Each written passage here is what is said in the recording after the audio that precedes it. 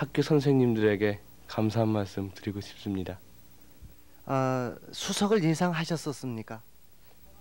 시험을 딱 보고 나와가지고 몇 점이 나올 거라는 거는 알고 있었는데 그 점수보다 더 높은 점수가 있는 받은 학생이 있을 거라는 생각을 했지 수석을 할 거라는 생각은 그렇게 하지 않았습니다.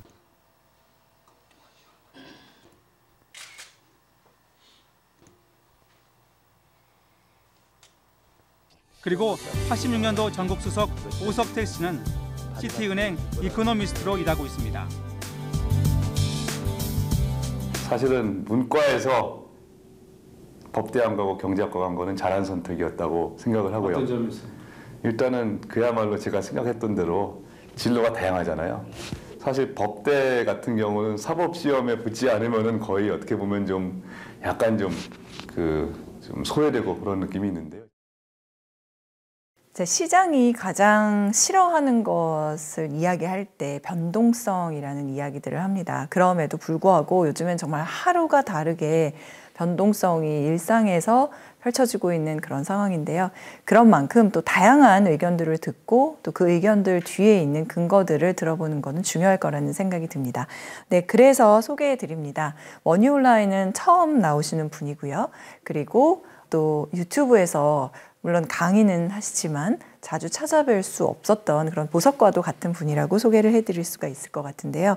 오늘 모시고 이야기 나눌 분은 외국계 은행이라고 소개를 하면 될까요? 뭐라고? 한국은 증권사긴 한데요. 네. 일단은 은행이라고 봐야죠. 네, 외국계 증권사인 소시에테 제너럴 자본시장부 본부장을 맡고 계신 오석태 본부장님 모셨습니다. 안녕하세요. 안녕하세요. 네, 유튜브랑 인연은 많이 없고 머니올라랑은 처음이라고 제가 소개를 드렸지만 예. KBS하고의 인연은 예. 오래되셨더라고요. 제가 제 입으로 이런 말씀드리긴 좀 그런데 1986학년도 학력고사 수석이었어요. 네, 맞아요. 정확히 말하면 인문계 수석, 네. 또 자연계 수석 혹시 듣고 계시면 또 나도 수석했는데 그러실까 봐. 네. 그래서 그날 기억이 아침에 그 KBS에서 차가 왔어요. 아침에요? 아침에. 그래가지고 사실 아침에 KBS에서 온 게 아니라 신문에서도 많이 오고 네. 그랬는데 일단은 신분용으로 집에서 있잖아요. 전화 들고 무슨 낭보를 들을 때 기뻐하는 모습. 네. 사진 찍고 맞아요. 그 다음에 그 KBS 기자분이 가재요. 스튜디오로. 네. 여의도 스튜디오로. 본관으로. 왜 그래요? 그러니까 지금 이 MBC에 나가는 걸 막기 위해서 납치를 한 거예요. KBS로 확실하게 납치를 물리적으로 어쨌든 얘가 MBC 나가는 거를 막아야 된다. 그래가지고 그 스튜디오로 가서 방송 출연하고 네. 아마 생방송 아침 프로그램 거였을 네, 거예요. 네, 네. 그러고서 다시 집에 왔었던 기억이 납니다. 네, KBS 직원들이 그만큼 직업의식이 투철했던 걸로 그렇게 기억을 해주시면 좋겠고 맞습니다. 이 오석태 본부장님은 1986년도 학력고사 수석이시기도 하고 그런데 그래서 전 기사를 좀 찾아보니까 보통 그때 학력고사 수석들이라고 하면 이제 서울대 법학과를 가는데 소신 있게 지원을 해서 경제학과를 가셨다. 이제 그렇게 기사가 나와 있고 또 그 이후로는 미국 하버드 대학교에서도 또 학위를 받으셨고 그래서 국제 경험도 굉장히 풍부하신 분이십니다. 그렇죠? 근데 박사를 못 받아서요. 사칭 박사입니다. 그래서 한때 학력 위조 그런 거 나올 때 제가 저 박사 아니에요. 그러고 한 수백 번 확인을 해드렸던 네, 기억이 있고요. 제가 어쨌든 본부장님으로 명칭을 부르도록 하겠습니다. 예. 그럼 본부장님께서는 지금 가장 보시고 계신 쪽은 어떤 자본시장부라고 돼 있는데 사실은 각국 국가 경제를 담당하는 이코노미스트거든요. 네. 그러니까 그런 IB라고 그러죠 흔히. 네네. 그런 투자은행들, 그러니까 대형 은행들이 네. 일단은 한국으로 말하면 소위 리서치 디파트먼트 조사부 안에 거시 경제를 담당하는 이코노믹스 파트가 있고요. 네. 그러면은 각국마다 국가를 담당하는 이코노미스트가 있는 거죠. 네네. 큰 데는 당연히 미국이다 그러면은 두세 명 있을 수도 있고, 그 다음에 아시아에서는 당연히 일본, 중국, 그 다음에 한국인데, 네. 솔직히 말씀드리면은 요즘 한국 경제 존재감이 좀 줄어서 한국만 하기 좀 그렇고, 그래서 저는 호주까지 담당을 하고 있고요. 호주요. 그리고 어떤 분은 한국하고 일본, 네. 또 어떤 분들은 한국하고 대만 그런 식으로 과거에 비해서 한국이 비중이 상대적으로 좀 뜬 건 있는데 어쨌든 주요 업무는 한국 경제 및 호주 경제를 리서치를 해가지고 요 예측도 만들고 네. 그런 건데 솔직히 말씀드리면은요 그것도 있는데 요즘 뭐 다니다 보면은 다 물어보는 게 물론 옛날에도 그랬지만 요즘은 특히 미국만 물어보잖아요. 그렇죠. 관심 많죠. 그래서 결국은 사실상은 그러니까 저희도 뭐 미국 담당 이코노미스트가 당연히 계신데 그분이 견해 소위 말하는 하우스 뷰라는 거를 네, 하우스뷰. 고객분들한테 전달하는 그런 역할이 훨씬 더 커졌다. 그렇게 보시면 될 것 같습니다. 그러면은 하우스뷰 말씀 잘 해주셨는데 이 SG에서는 어떤 하우스뷰를 미국에 대해서 요즘 가지고 있어요? 그러니까 역사를 말씀드리자면요. 네. 사실은 한 2022년부터 한 거의 3년 동안 그 소위 말하는 리세션이라는 말이 굉장히 많았잖아요. 리셉션, 그렇죠. 그래서 겉으로는 R의 공포, 네. 리세션이 오면 큰일 난다. 괄호 열고 R을 환영하는 그 당시 분위기 지금 생각을 해보시면은 리세션이 오면은 금리가 낮아질 테니까 그러면은 주가가 뜨겠지. 그렇죠. 그게 2022년도 딱 2년 전의 분위기였어요. 그때 그래서 많은 그 IB들이 리세션이 온다. 네. 그때 제 기억으로는 2022년 말 네. 혹은 2023년 초 네. 그때 막 불황이 온다고 그럴 때 저희는 꿋꿋하게 아니다. 불황 오긴 아니다. 오는데 2024년이다. 그런 얘기를 했었어요. 네, 올해네요. 예, 근데 그렇게 꿋꿋하게 가다가 그러니까 분위기가 바뀐 게 대략 한 작년 하반기 정도로 저는 기억을 하는데 그때 리세션 얘기가 슬슬 사라지니까 저희는 그냥 리세션은 그냥 버렸죠. R을 버리셨어요. 예, 그래서 그냥 지금은 현재 저희는 컨센서스랑 같이 가는데 재미있는 거는 거의 뭐 2022년, 23년 한 2, 3년 동안 저희는 컨센서스에서 좀 벗어난 네. 소위 말하는 좀 뭐 아웃라이어라고 그러죠. 그렇죠, 아웃라이어. 그런 그 어떻게 보면은 좀 이 시장의 어떤 그 주류 의견과, 주류가 아니라 네. 소수설이었다. 그렇게 보시면 될 것 같은데 결국은 당장은 안 온다. 좀 이따 온다는 거였지만 어쨌든 당장은 안 왔으니까 네. 저희는 맞았고 그다음에 지금은 뭐 거의 모든 그 투자은행들이 미국 리세션 없다고 그러니까 네. 지금은 사실 너무 똑같아서 좀 재미가 없을 정도죠. 그러면 지금도 재미가 없을 정도로 그 모든 투자은행들의 의견과 같이 가고 계세요? 그러니까 ASG도? 현실적으로 지금 미국 경제가 왜 좋느냐 네. 그걸 보면은 뭐 다들 아시겠지만 뭐 AI 뭐 무슨 생산성 뭐 그런 어떤 펀더멘털이 좋다 플러스 정책 측면에서 봤을 때는 재정 정책은 그러니까 엄청나게 그 정부가 돈을 풀었고 네. 반면에 통화 정책 그러니까 페드 네. 중앙은행은 돈줄을 쪼였고 네. 그래서 어떻게 보면은 미국은 이렇게 보면 될 것 같아요. 기초 체력은 튼튼한데 이 정책적인 측면에서 한쪽 그러니까 중앙은행은 찬물을 붓는데 다른 쪽 재정 정책 그러니까 미국 정부 재무부는 뜨거운 물을 붓고 그래서 이걸 종합해 본 결과 사실은 조금 뜨거운 쪽으로 뭐 엄청난 과열은 아니지만 어쨌든 뭐 2.5 정도니까 미국 경제 잠재 성장률 한 2% 정도 보니까요. 네. 잠재 성장률을 상회하는 그런 아주 좋은 그 성장 후조세를 지난 한 2년 동안, 2, 3년 동안 보여왔다. 그리고 그거는 펀더멘탈과 그다음에 정책적인 어떤 특히 재정 정책의 도움 플러스 사실은 많은 사람들이 또 생각하는 게 미국이 잘 나간다니까 다 모든 돈이 미국으로 오잖아요. 그래서 닭이 먼저인지 달걀이 먼저인지 모르겠는데 네, 수급도 미국이 잘 나간다? 그러니까 돈이 다 미국으로 오니까 그럼 미국이 더 잘 나갈 수밖에 없게요. 그렇죠. 내가 잘 나간다는데 다 와가지고 나한테 투자도 하고 나한테 돈도 꿔준다고 그러고 얼마나 좋습니까? 네. 그래서 결국은 이런 모든 환경들이 사실은 중앙은행만 제외하고 나머지 환경들은 상당히 미국 경제의 어떤 성장을 뒷받침하는 그 성장의 우호적인 환경이었다.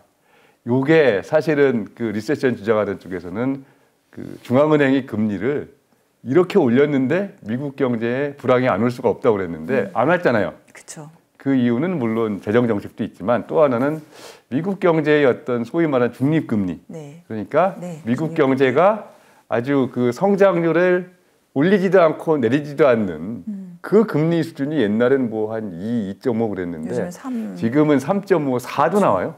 아, 그래요? 그래서 그거 사실 아무도 모르지만 중요한 거는 생각보다 중앙은행이 별로 긴축 안 한 것 같다. 그런 얘기들도 나오는 거죠. 아, 그러면 이렇게 그냥 대놓고 쉽게 여쭤보면 경기 침체 정말 없다라고 보시는 거로 저는 느껴지고 그러면 이게 그냥 소프트 랜딩도 아니고 지속 성장으로 보시는 거예요? 근데 가다가 보면은 사실은 경기라는 게 이게 과열이 되면은 그러면은 이게 뭔가 과잉이 있으면 요거를 해소하기 위해서 뭔가 좀 작용이 있겠죠? 이 반작용이 생기면서 소위 말하는 경기 침체가 있는 건데 그러면 지금 미국 경제에서 그러면 과열된 때가 어디냐? 네. 그러면은 많은 사람들 걱정하는 게 일단은 그 소위 말하는 AI 그렇죠. 예. 쪽인데 버블. 사실은 주가에 비해서 네. 실제 어떤 경제 성장률 이런 그 실물 지표를 보면은 그렇게까지 막 진짜 뭐 실물 경제에서 AI만 뭐 잘나고 그런 건 아니거든요. 아, 그래요? 그러니까 금융 쪽에서는 분명히 이게 뭐 가령 뭐 소위 말하는 밸류에이션 그런 걸 봤을 때 굉장히 미국 주식의 그 잘 나가는 소위 뭐 매그니피선트 세븐 그런 거 굉장히 고평가되어 있는 건 뭐 누구도 부인할 수 없는 사실이지만 이거 하나만 가지고 과연 이게 미국 경제가 불황이 온다고 볼 수 있느냐 더하기 사실은 뭐 자산 시장에서 그러니까 뭐 조정이 올 수 있어요. 네. 근데 이런 게 있죠. 그러니까 자산 시장의 조정이 부동산 쪽일 때는 이게 실물 경제에 주는 영향이 엄청나게 큰데 이게 주식 쪽일 때는 사실은 설사 주식이 엄청난 조정이 왔다고 그래도 실물 경제에 미친 영향이 작고요. 거기다가 제가 파악하는 거로는 많은 사람들이 그 2000년대 초반에 그 소위 말하는 닷컴 버블과 네. 지금 현재를 비교하는데 닷컴 버블 때는 실물 경제 쪽에도 사실 굉장히 큰 어떤 투자가 있었다는 거예요. 그때 보면은 뭐 초고속 통신망, 그다음에 뭐 컴퓨터, 뭐 인터넷, 뭐 컴퓨터, PC가 전 세계에 퍼지고 뭐 그러니까 그때 거의 대학생 시절 아니셨어요? 제가 그때는 직장인 초년생 시절입니다. 초년생. 그러니까 제가 저 이 금융계 시티은행에서 제일 시작을 했는데 네, 맞습니다. 1996년이었고 오자마자 한 2년 차에 그 소위 IMF 경제 위기를 맞았고 그랬다가 또 한 2년 만에 갑자기 또 롤러코스터 타는 것처럼 다 좋다고 너도 나도 막 벤처한다고 그랬고 사실 그때에 비하면 지금 물론 사람들이 뭔가 비이성적이라고 하는데 저는 이걸 다 살아본 결과 일단 제가 느끼는 거는 네. 뭔가 실물 경제 쪽에는 사실은 그 당시에 비해서는 이 뭔가 과잉이 크지 않다. 그래서 제가 믿는 거는 조금 복잡한 얘기인데 주식시장 조정 올 수 있다. 네. 그러나 주식시장 조정만 가지고 미국 경제에 진짜 그야말로 소위 불황, 네. 리세션이 오기는 좀 힘들 것 같다. 왜냐? 실물 경제에 사실 그런 엄청난 과잉이라든가 거품, 자산시장 거품이 있다 그런 얘기는 뭐 다들 거의 동의하는 것 같아요. 근데 실물 경제에 어떤 과잉이 있느냐, 네. 그게 문제고 많은 사람들이 주목하는 게 사실 그 단 하나 있는 게 그 미국이 재정 적자잖아요. 네.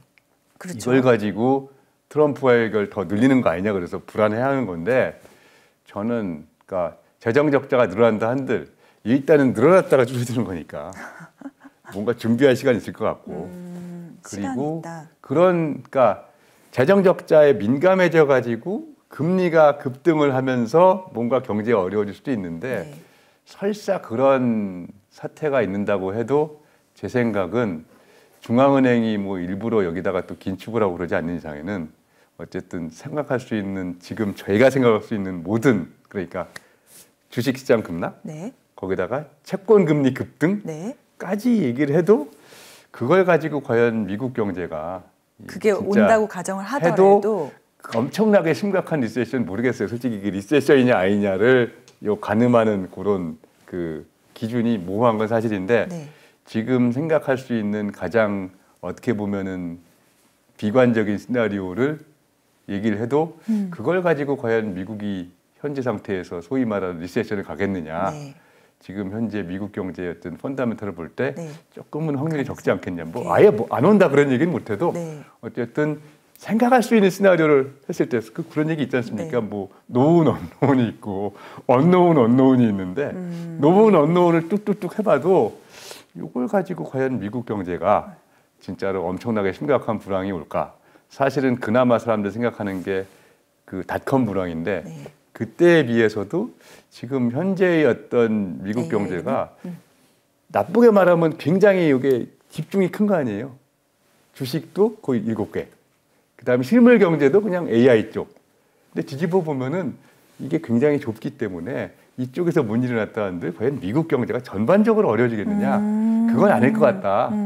그런 생각들을 하는 것 같아요. 아, 네, 그런 뷰를. 그러면 투자자 입장에서는 오케이, 일단 약간 안심은 됐는데 예. 여기서 마음에 조금 담아두어야 될 이야기가 조정은 올 수 있다라는 말씀은 하셨거든요. 예, 예. 그럼 이제 사람들 또 생각을 해보는 게 그럼 미국 자산 시장이 어쨌든 지금 조정이 올 수 있다라고 생각하는 건 어떻게 보면 좀 당연한 추론 같잖아요. 너무 예, 단기간에 올랐으니까. 그쵸, 그럼 그런 상황에서 조정이 오기는 온다면은 언제쯤 온다고 생각해야 될까? 또 이런 질문이. 그러니까 시점을 딱 그 찝는다는 거는 불가능인데 저는 사실은 그 조정 자체보다 네. 조정이 왔을 때 과연 그 미국의 여러 주요 당국자들의 입에서 어떤 얘기가 나오느냐 사실 그거를 저는 더 주시를 하고 있어요. 입에서. 예, 왜냐하면은 사람들의 입에서. 일단 이게 지금 뭐 자연스럽게 이게 트럼프 2기로 넘어가는데 그렇죠. 네. 트럼프 1기 때 사실은 금융시장과 관련해서 가장 제 기억에 남는 게 2018년도에 그때 한참 미국 주식이 막 떨어졌거든요. 그러면서 사실 그때 채권 금리까지 떨어져가지고 지금은 사실 이게 6년 전 얘기인데 거의 뭐 기원전 얘기처럼 들리긴 하는데요. 그때 나왔던 얘기가 지금 주식시장과 채권시장이 동시에 소위 말한 그 경기 침체 경고 신호를 울리고 있는데 이 페드는 뭐하냐 그런 얘기가 막 나왔던 게 정확히 2018년 여름 정도로 기억합니다. 네. 근데 그때 트럼프도 거기다 참전을 한 거죠. 그땐 트위터였죠. 지금은 X로 바뀌었고 네. 그다음에 아시겠지만 트럼프가 지금 자기 건 하나 만들었잖아요. 트루스 소셜인가.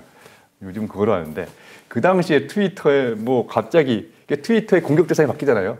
근데 그 당시에는 트위터에 갑자기 페드 얘기를 하면서 금리 왜 안 내리느냐.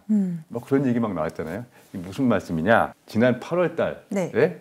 미국 시장 조정이 있었죠. 네. 그때 뭐 엔클이다 보다 말이 네, 많았는데 맞아요. 그때 일단은 좀 삭막했지요. 삭막했죠. 근데 그러면서 걱정 많이 나왔던 했지. 얘기가 뭐 인터미팅 컷 뭐 그러니까는 그 FOMC 회의가 정례 회의가 없는데도 금리를 해야 된다. 그런 얘기가 막 나왔는데 그런 얘기가 사실은 뭐 정식 어떤 진짜 무슨 그 무게 있는 정책 당국자한테 나온 게 아니라 그냥 뭐 IB 무슨 뭐 애널리스트가 얘기했다 그런 식으로 나왔는데 그러니까 일단은 한번 시나리오 생각해 보자 이거죠. 언제일지 모르겠는데 미국 시장에 조정이 와가지고 무슨 지수가 10% 빠졌고 네. 그 다음에 개별 주식이 한 20% 빠졌고 네. 그랬을 때 과연 트럼프가 가만히 있을 것이며 아. 과연 그 스캇 베센트가 가만히 있을 것이며 그랬을 때 페드는 뭐라고 대응을 해야 되느냐. 그게 사실 굉장히 좀 재미가 있을 것 같다. 근데 그 당시에 제가 사실 공식적인 해석은 아닌데 그때 결국은 페드가 피봇을 했잖아요. 네. 그러니까 2018년도에 왜 그렇게 트럼프가 이 얘기를 했느냐. 그때 공식적으로 금리 정상화 과정이었거든요. 그러니까 페드가 금리를 올리는 과정인데 갑자기 주가가 폭락을 하고 채권 금리도 하락을 하고 그럼 무슨 얘기입니까? 경기가 나빠진다는 거 아니에요. 근데 페드는 아니다. 뭐 우리는 경기가 좋다고 생각해서 금리를 계속 올리겠다. 그러니까 트럼프가 계속 얘기를 하고 그래서 결국은 트럼프가 계속 압력을 넣고 주식시장도 떨어지고 그땐 채권시장까지 합세되고 그래서 결국은 2019년에 페드가 손들었죠. 우리 금리 인상 더 이상 안 한다. 네. 그리고 인하한다. 그래서 2019년도에 자산시장이 굉장히 좋았습니다. 주가도 오르고 네. 채권 금리도 떨어지고 다 떨어지고 그래서 굉장히 모두가 해피했는데 결국은 지금 현 상태에서 내년도 시장이 조정이 왔을 때 과연 이 여러 당국자들이 어떤 목소리를 내느냐.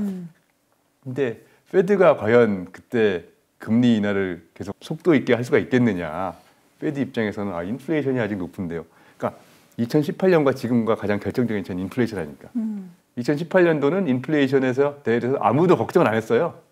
뭐 2% 수준 계속 갔고 그때 솔직히 뭐 에버리지 인플레이션 타겟 그래가지고 이게 인플레이션이 너무 낮기 때문에 네. 좀 높아도 2% 위로 좀 가도 가만 놔둬야 된다. 그런 얘기까지 나올 정도로 그때는 인플레이션이 오히려 낮은 게 걱정이었는데 그래서 금리 내리기가 쉬웠는데 네. 그러면 주가 조정이 왔을 때 제 생각에는 적어도 금리를 통해서 이 조정을 막기는 좀 힘들지 않을까라고 객관적으로 생각하는데 근데 그러면 또 주관적으로 트럼프는 뭐든지 할 수 있으니까 트럼프는 뭐든지 할 수 있으니까. 트럼프는 뭐든지 할 수 있으니까 까짓거 금리 한 100bp 내리는 거는 그냥 말만 하면 되지 않을까. 사실은 그게 제가 볼 때는 제일 좀 재미있는 관전 포인트 같아요. 그러니까 아시지 않습니까? 트럼프가 온다 그랬을 때 이 경제학하는 사람들이 이구동성을 얘기한 게 인플레이션이 높아질 거다. 왜냐?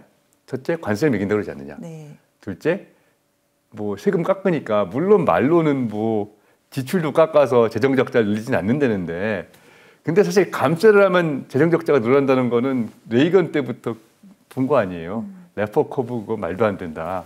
일단 경제학자들은 감세를 하면은 재정 적자가 늘어난다는 거를 다 느낌을 다 알고 있는데 거기다가 또 뭐 그 불법 이민자 추막을 하면은 또 이 노동력 부족해져 가지고 또 인플레이션이 오를 것 같다.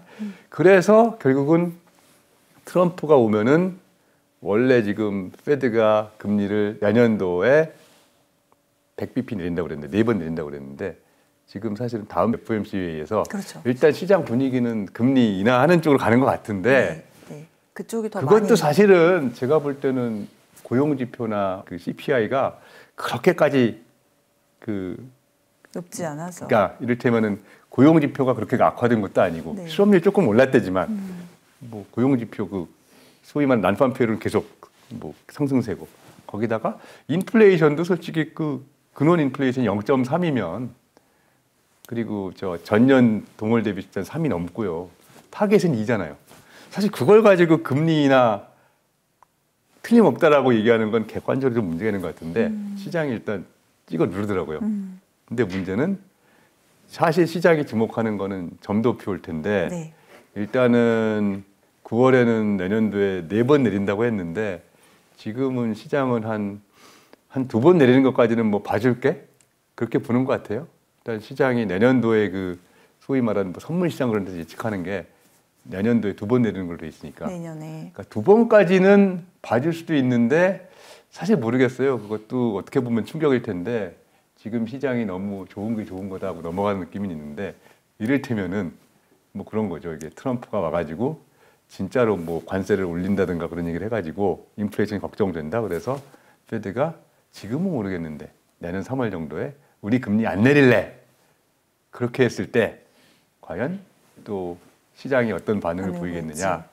그런 때 결국은 금리 안 내릴래라고 했는데 그걸 빌미로 가령 주식시장이 내려갔다. 그럴 때 트럼프가 나타나가지고 야 이제 주가가 내려가 이렇게 내려가는데 금리 내려서 주가 방어를 해야 될 거 아니냐. 네. 한번 봤으니까요. 네.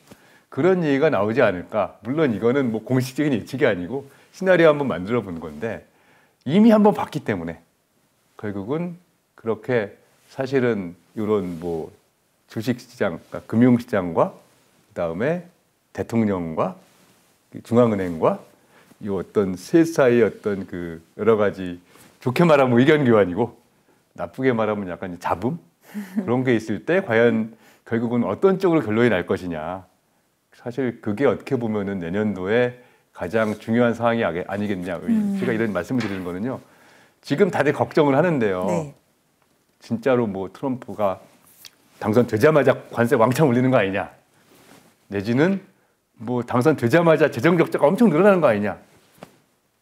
뭐 그런 얘기를 하는데 사실은 당선이 됐을 때 객관적으로 많은 사람들이 생각하는 거는 그냥 대중 관세 올리는 정도고 네. 저는 그것도 그렇게 쉽지 않다고 보는 게 대중관세 조치고요. 예, 그것도 사실은 제가 그러니까는 이렇게 얘기를 하거든요. 일단 중국에서 수입하는 모든 수입품에다가 관세를 뭐 50 내지 60% 매긴다고 했을 때 누가 제일 싫어할까? 저는 그냥 대표적인 회사 2개를 듭니다. 애플하고 월마트. 애플이랑 월마트. 예. 왜요? 애플이 사실은 그 애플 그 아이폰이 아직도 중국에서 생산하는 비중이 꽤 높은 걸로 알고 있어요. 그러니까 물론 그 생산 기지를 많이 옮겼다고는 하는데 그래도 제가 알기로는 미국에서 그 쓰는 아이폰이 상당 부분이 중국에서 아직 그 조립을 하는 걸 알고 있거든요. 네. 근데 거기다가 50% 관세 매기면 문제가 있죠. 그리고 트럼프 일기 때는 팀 쿡이 어쨌든 잘 가가지고 그래서 팀 쿡하고 그 트럼프 사이가 좋다 그런 얘기 나오잖아요. 이게 그 좋은 이유가 사실은 트럼프가 대중관세를 매겼을 때 가장 큰 피해를 보는 데가 애플이다. 그런 얘기가 있고요. 그리고 월마트는 아시다시피 중국의 WTO 가입 그래가지고 미국이 중국에서 엄청나게 물건을 수입하는데 그게 다 월마트로 간 거 아닙니까? 네. 그래서 미국의 인플레이션이 안정됐다. 이거는 물론 한 20년 전 스토리이긴 한데 소위 말하는 신자유주의 시대. 근데 그때 어쨌든 간에 그 중국의 WTO 가입 그다음에 어떤 시장 경제, 세계 시장 경제로의 편입에 가장 큰 덕을 본 회사가 월마트일 텐데 그러면 거기 있는 그 물건들이 전부 관세 매겨 가지고 가격이 몇십 프로 뛰면은 안 팔릴 거 아니에요. 그래서 결국은 여러 가지로 관세를 그렇게 막 득달같이 매기기에는 여러 가지 그 기술적으로 아니면 현실적으로 좀 그 짚고 넘어야 할 게 많은데 그 중에 하나가 과연 미국 기업들이 가만히 있겠느냐. 물론 뭐 말로는 뭐 그냥 절대 그러니까는 어떻게 보면 트럼프한테 협조하겠다고 하겠지만 물밑으로 나와 지금 뭐 엄청날 거예요. 이거 진짜 50% 관세 매기면 안 되니까 우리 건 좀 봐달라. 그래서 결국은 보편 관세는 진짜 어렵고 소위 대중 관세도 사실은 취임하자마자 쫙 갈 것 같지는 않고 거기다가 재정 문제는 솔직히 내년이 아니라 내후년 뭐 2027년 얘기라고 하고 그러면 결국은 내년도에 가장 큰 실질적인 리스크는 정책 리스크가 아니라 소위 말하는 오랄 리스크. 예, 그 무슨 반응이 나오느냐, 네. 무슨 얘기가 나오느냐. 그리고 거기에 따라서 정책을 진짜 아무런 어떤 준비 없이 바로바로 할 수 있는 데는 사실 중앙은행 페드밖에 없어요.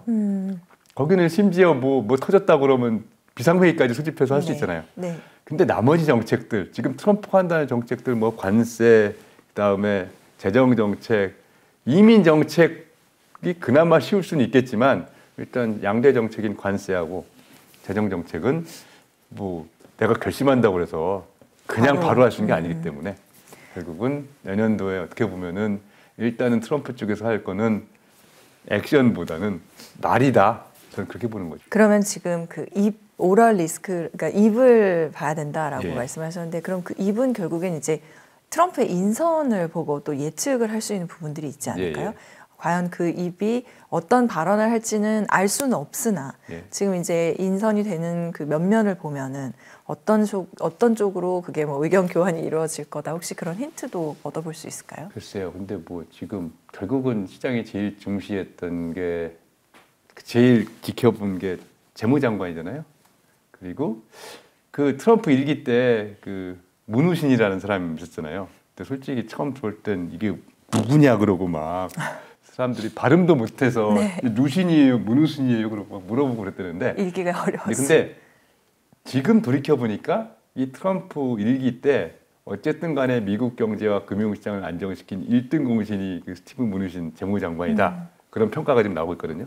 그러니까 어떻게 보면 상당히 좀 그 로우키라 그러죠. 그러니까 안 튀게 네. 그러니까 재무장관 보면은 그 뭐 이를테면은 저 옛날에 저 서머스나 아니면 무슨 그 뭐 루비나 그런 사람들 막 튀었잖아요. 뭐 그다음에 저 가이트너 그런 사람들 막 튀었는데 문우신은 사실은 어떻게 보면 굉장히 좀 납작 엎드렸었는데 그게 오히려 괜찮았다. 시장에 쓸데없는 노이즈 그러니까 소위 말하는 오럴 리스크에서 어쨌든 이 재무장관은 예외였던 거죠.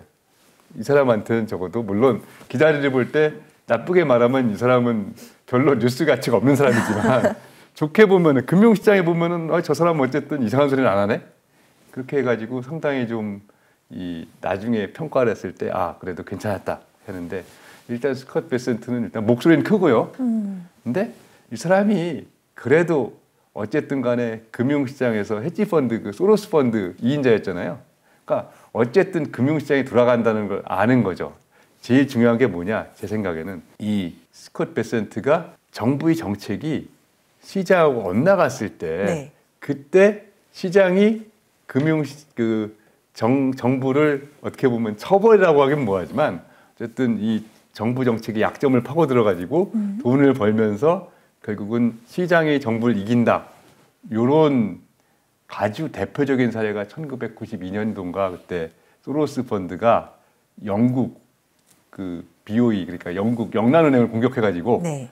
그 당시에 파운드화가 ERM이라고 그러죠. 그 유로 그때는 아직 유로 도입 전이고 유로 도입 준비를 위해서 유럽의 여러 통화들이 어떤 밴드 안에 그 가치 놀도록 그런 ERM이라는 그런 체제가 있었는데 근데 그 당시에 영국이 그 재정이 안 좋고 그래서 뭔가 요 통화가 절하돼야 되는데 가만히 있으니까 뭐 결국은 외환위기 논리랑 똑같죠. 파운드화가 뭔가 약세가 돼야 되는데 이게 방어를 하고 있다 정부가. 네. 그래서 요 약점을 파고 들어가지고 소로스 펀드가 결국은 파운드를 팔아가지고 그 당시에 엄청난 돈을 벌었거든요. 그러니까 소로스가 유명해진 계기가 그 사건인데 네. 그때 스캇 버센트가 30대 초반에 어떻게 보면 요 그 야전에서 진짜 소대장 비슷하게 트레이드를 한 거죠. 그래서 무슨 얘기냐? 이 사람은 어쨌든 그러니까 시장이 안심을 하는 게 이 사람 시장 논리를 안다는 거예요. 네. 그러니까 다들 그런 시장이 얘기하죠. 가장 걱정하는 거는 그거죠. 이게 관세도 관세인데 재정 정책 쪽을 시장을 어떻게 보면 더 걱정하거든요. 재정 적자가 사실 지금도 큰데 이걸 더 늘리면 네. 그럼 어떻게 되겠느냐. 그러면서 뭐 나오는 얘기가 뭐 채권 자경단 뭐 본드 비질런트 그런 뭐 그냥 이상한 얘기 나오면서 네, 맞아요. 그러면서 시장이 최근에 드는 사례가 2022년도에 그때 그 영국에서 감세를 하겠다고 그러니까 그 리즈 트러스인가요? 그 총리가 감세를 하겠다고 그러니까 시장이 갑자기 막 공격을 해가지고 영국 그 채권 가격을 완전히 폭락을 시키고 그때 뭐 파운드화도 하락을 시키고 그래가지고 결국 그 리즈 트러스 총리가 백기를 들고 아마 석 달인가 총리하다가 물러났을 거예요. 결국은 그렇게 사실은 채권 자경단이 진짜로 활약을 하면은 영국 정도는 그냥 제끼는 거죠. 그래서 엊그저께 보니까는 뭐 그 핌콘가 그 미국의 유명한 그 채권 펀드에서 우리는 채권 자경단이 되겠다라고 뭐 선포도 하고 사실 지금 채권 시장이 좀 벼르고 있는 거죠. 그러니까 그런 상태에서 사실은 요 스캇 베센트가 어쨌든 미국의 재정 정책을 총괄한 자리에 있으면 이걸 잘 아니까 어쨌든 그리고 어차피 뭘 해도 내년도에는 별게 없을 거거든요. 그러니까는 딱 가가지고 어쨌든 시장을 불필요하게 자극하는 발언 그런 건 좀 안 하지 않을까. 물론 지금 얘기 나오는 게 뭐 333 그래가지고 뭐 맞아요. 334. 성장률 3에다가 뭐 재정 적자 GDP 3%에다가 뭐 석유를 뭐 300만 배럴인가 네, 뭐 맞아요. 그러면서 300만 배럴. 약간 뭐 옛날 747 경도라고 네, 그러는데 네. 근데 뭐 얘기를 들어보면은 틀린 얘기는 아니거든요. 물론 다 희망사항 얘기하는 건데 뭐 재정 적자 3% 그 GDP 3% 이내로 줄인다. 이거 바람직한 거잖아요. 그러니까 적어도 뭐 저 일론 머스크가 무슨 뭐 미국 뭐 저기 1조 달러인가 2조 달러를 뭐 재정 지출 주겠다. 이거보다는 뭔가 조금 있어 보이기 때문에. 근데 어쨌든 이 그 스캇 베센트가 납작 엎드린 스타일은 아니지만 네. 그래도 어쨌든 간에 시장이 그 좀 좋아하는 말을 하지 않을까. 그쪽 방향으로 가지 않을까. 적어도 지금 시장이 가장 걱정하는 거는 그런 진짜 재정 적자가 눈덩이처럼 불어나가지고 진짜 뭐 미국이 제1본 된다는 둥, 뭐 진짜 채권 자경단이 필요하다는 둥 그런 얘기가 나오는 게 사실은 가장 큰 걱정이거든요. 어떻게 보면 그런 거예요. 뭐 미국 주식시장이 조정을 받다고 그래도 아마 안 놀랄걸요. 사람들이. 조정을 받는다고 받다고 해도 어차피 아이 뭐 그럴 줄 알았는데 뭐 그렇고 했는데 만에 하나 미국의 진짜 이 채권 금리가 지금 4% 초반대인데요. 자 생각을 해봅시다. 뭐 진짜 채권 자경단이 활약을 한다? 네. 그러면은 5가 아니고요. 아니 뭐 미국 채권 금리가 6이나 7%로 갔다. 그러면 이 풍격이 다르거든요. 뭐 솔직히 뭐 미국의 무슨 엔비디아 주가가 반토막이 났다는데 조금 가슴 아프긴 한데 그렇다고 해서 사람들이 뭐 이 그 어떤 경제 활동을 하는데 크게 어렵진 않은데 문제는 미국의 그 10년짜리 금리가 모든 금융시장의 어떤 지표가 되는 벤치마크가 되는 건데 여기에 따라서 그러니까 진짜 이 달러 이 자금 시장 내지는 뭐 회사채 시장 소위 말하는 크레딧 시장 모든 게 다 미국 10년짜리 그 채권 금리를 무위험 금리 삼아서 가는 건데 이게 갑자기 삽시간에 뭐 한 200bp가 올라버린다 그러면 그 경제에 주는 충격이 훨씬 더 크거든요. 그러니까 결국은 제가 볼 때는 트럼프가 왔을 때 가장 사람들이 걱정하는 게 결국 그거고 그거를 지금 스캇 베센트가 오면서 그 가능성은 상당히 줄어든 거 아니냐 그렇게 보는 거라고 생각을 합니다. 그러면 본부장님께서는 일단 인플레 스파이크 가능성도 그렇게 크지 않다고 보시는 거죠? 그러니까, 지금 현재로서는. 그러니까 아까 말씀드렸던 그 세 개가 결국은 재정 정책, 관세, 네. 그다음에 그 이민 추방인데 네. 일단은 재정 정책은 아까도 말씀드렸다시피 내년은 아니다. 내년은 아니다. 그리고 내후년에 사실은 그 트럼프 일기 때 했던 감세가 이게 2026년도에 다시 복원이 되잖아요. 근데 그건 마찬가지로 2026년이고 설사 그게 됐다 한들 글쎄요. 근데 그건 일단은 지금 트럼프가 영순위로 그건 막을 거로 예상을 하고 있기 때문에 그럼 그걸 막았다고 했을 때 사실 객관적으로 보면 아무 일 없는 거거든요. 지금도 이미 감세를 한 건데 그걸 유지한다는 거는 사실은 변화가 없는 거죠. 그래서 일단은 감세로 인한 어떤 경제가 막 끌어올라서 과열로 인한 인플레이션 이건 아닌 것 같고 네. 그다음 관세 말씀드렸다시피 보편 관세는 좀 상당히 준비를 해야 될 것 같고요. 제가 볼 때는 네. 아까 말씀을 못 드린 것 같은데 보편 관세를 매긴다고 그럴 때 물론 지금 트럼프가 뭐 할 수 있을 것처럼 하고 말로는 그러니까는 의회 승인 안 받고 한다고 하지만 그래도 대통령 권한으로 해도 법적인 절차가 있거든요. 네. 근데 중국은 사실은 4년 전 그러니까 트럼프 일기 때 한참 무역 전쟁 진행을 하다가 지금 기억을 더듬어 보면은 그 코로나 직전에 뭐 회의를 해가지고 약간 휴전 비슷하게 했잖아요. 그랬다가 코로나로 흐지부지 된 거 보니까 중국에 대해서는 여러 가지 조사한 거 그런 게 많이 남아 있다는 거죠. 그래서 중국에 대한 관세는 상당히 좀 빨리 할 수 있겠지만 보편 관세는 요거는 준비 기간이 더 필요하지 않겠느냐. 거기다가 중국에 대한 관세도 이게 사실은 가장 큰 피해를 보는 게 무엇보다도 미국 기업이기 때문에 네. 그 기업들이 로베를 하고 그러면은 말은 뭐 50%인데 예외 조항 잘 보면은 요 그 잔글씨에 여기 빼주고 저기 빼주고 그래서 그게 사실은 인플레이션에 주는 영향이 그렇게 크지 않을 거다. 마지막으로 이민이 좀 남는데요. 이거는 사실은 저희가 볼 때는 특히 그 식료품 가격, 네. 그러니까 미국판 그 채소, 과일 이런 걸 재배하는 노동자들이 다 그 불법 노동자가 많다고 그러더라고요.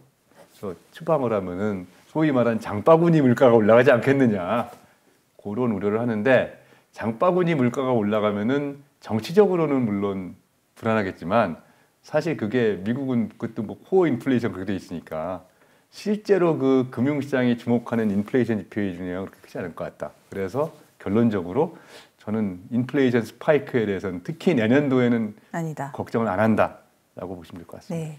지금 1월에 그 부채 한도 협상도 있는데 예. 그거는 그게 뭐 타결이 되고 안 되고에 따라 또 요동칠 수 있다 근데 이런 얘기를 하는데 일단은 지금 저 소위 말하는 레드 수입 그래가지고 공화당이 뭐 상하원 다 차지하고 있잖아요.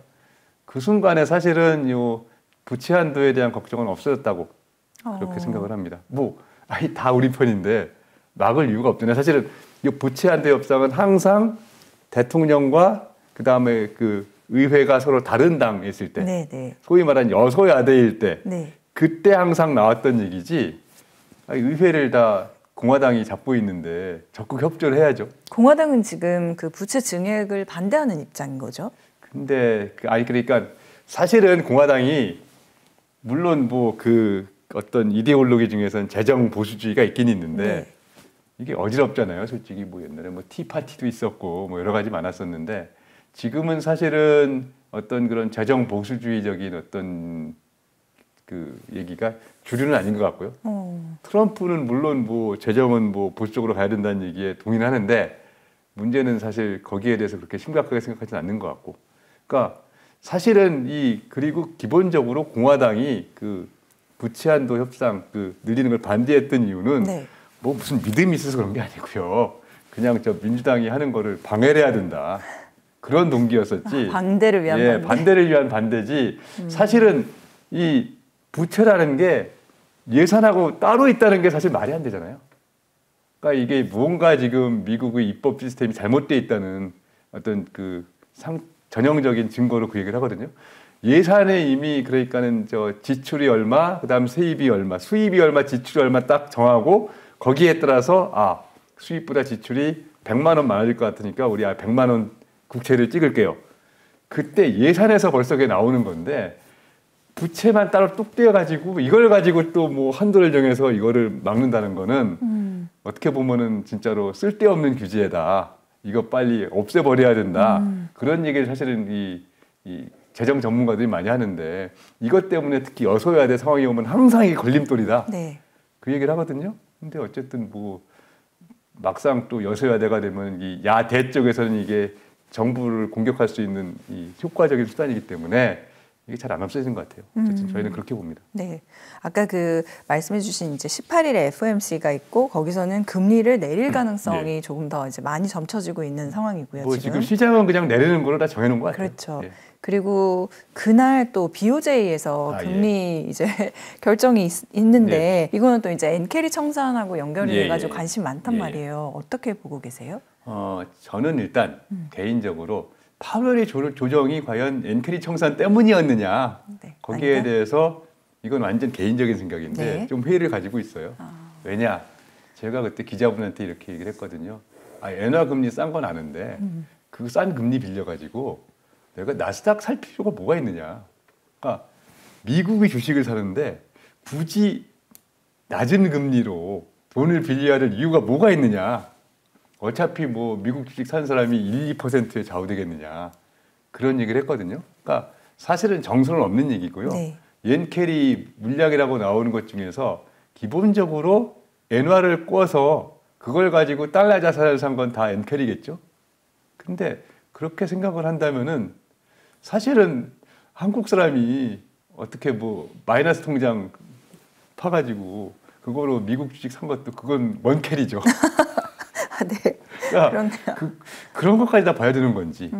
그러니까 우리가 말하는 엔캐리라고 그러면은 막 그러잖아요. 뭐 헤지 펀드가 진짜로 싼 값에 엔화를 빌려가지고 이걸 가지고 미국에 투자한다. 근데 제가 헤지 펀드 매니저라면은 굳이 그걸 할 이유가 있을까? 그러니까 어차피 지금 달러로 빌리면 뭐 한 4점 몇 %고 엔화로 빌리면 뭐 0점 몇 %, 1%인데 그 3, 4%가 과연 우리가 가령 뭐 미국 주식을 사고 엔비디아 주식을 사는데 그 3, 4%가 무슨 의미가 있느냐. 막말로 자 우리나라 금리가 2%에서 4%로 올랐어요. 그렇다고 엔비디아 주식 안 살 거예요? 그러지 않겠죠. 그러니까 저는 그런 의미에서 일단은 엔캐리가 과연 지난 8월의 조정의 근본 원인이었느냐 거기에 대해서 좀 회의적이고 거기다가 그 다음에 뭐 또 그 보면은 지금 어쨌든 일본 같은 경우에 인플레이션이 계속 차곡차곡 쌓이고 있고요. 거기다가 축제를 해야 되는 거 아니에요? 그러니까 어쨌든 지금 누가 봐도 일본 금리 0.25는 낮은 거니까 요걸 숙제를 해야 되는데 지금 보면은 뭐 그런 거죠. 그러니까 이렇게 말씀드릴 수가 있을 것 같아요. 그러니까 조정 얘기는 나오는데요. 미국 시장에 자 8월까지만 해도 이렇게 말씀드릴게요. 8월까지만 해도 미국 경제 리세션 스토리가 아직 살아 있었습니다. 네, 아직 살아 있었죠. 그러니까 네. 그때 미국 주식이 막 하락을 하니까 왜 그러느냐? 저 BOJ가 7월에 금리 올렸대요. 저 인간들 왜 금리를 올려가지고 하면서 나온 얘기가 그때 제가 잠깐 느낀 게 작년까지는 리세션 얘기를 할 때 사람들이 제발 좀 왔으면 좋겠다 이렇게 했는데 지난 8월에는 리세션 얘기를 하면서 진짜 오는 거 아니야? 그런 걸 좀 느꼈었거든요. 근데 몇 달 만에 특히 트럼프가 등장하고 트럼프 트레이드가 나오면서 시장의 어떤 리세션에 대한 공포가 완전히 사라진 상태이기 때문에 그러니까 이 상태에서 뭐 주가가 조정을 본다 한들 이게 뭐 그게 미국의 어떤 경기 인식이라든가 그런 거에 그렇게 큰 영향을 주지 않을 것 같다는 그런 생각을 하는 거죠. 그래서 정리해 주신다면은 첫째, 저는 기본적으로 엔캐리 트레이딩 때문에 8월에 미국 주식 조정이 왔다는 거를 개인적으로 잘 믿지 않는다. 물론 뭐 요인이 하나일 수는 있는데 어쨌든 그것 때문에 이게 방아쇠를 당겨가지고 미국 주식이 조정이 됐다 그런 걸 믿지 않고요. 두 번째는 일단 기본적으로 일본은 금리를 올려야 되는 거는 저는 그거는 디폴트로 깔려 있다고 보고요. 아직 너무 낮기 때문에 이거를 올려서 차츰차츰 엔화를 좀 강세로 만들어가지고 일본의 인플레이션을 좀 안정시키는 거는 BOJ의 어떤 내년까지 이어진 장기적인 숙제고요. 그 다음에 또 하나는 이게 설사 일본이 금리를 올려서 미국 주가가 하락했다고 한들 요걸 심각하게 받아들이는 어떤 거기에 대한 어떤 그 민감도라든가 시장이 받아들이는 어떤 그 느낌이 지난 8월에는 이거 진짜 미국 경제에 불황 오는 거 아니야? 그러고 막 공포에 떨었다면은 지금 뭐 설사 이게 일본이 금리 올려서 미국 주가가 좀 빠졌다 한들 그냥 뭐 이 정도는 건강한 조정이고 미국 경제 펀더멘탈은 뭐 큰 틈 없을 것 같고 그 다음에 괄호 열고 트럼프가 그걸 용인하겠냐? 그러면 뭐 금리 막 내리겠지, 괄호 닫고 뭐 그런 게 있는 거죠. 사실 리세션 얘기가 싹 들어간 가장 큰 이유 중에 하나가 트럼프라고 저는 보거든요. 트럼프 트레이드의 본질이 여러 가지가 있지만 트럼프는 리세션을 좌시하지 않을 거다. 그게 전 들어가 있다고 봐요. 이게 좋은 거든 나쁜 거든.